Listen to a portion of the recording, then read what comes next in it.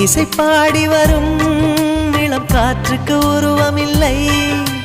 காற்றலை இல்லை என்றால் ஒரு பாட்டொலி கேட்பதில்லை. ஒரு கானம் வருகையில் உள்ளம் கொள்ளை போகுதே. ஆனால் காற்றின் முகவரி கண்கள் அறிவதில்லையே. இந்த வாழ்க்கையே ஒரு தேடல் தான், அதை தேடி தேடி தேடும் மனது தொலைகிறதே.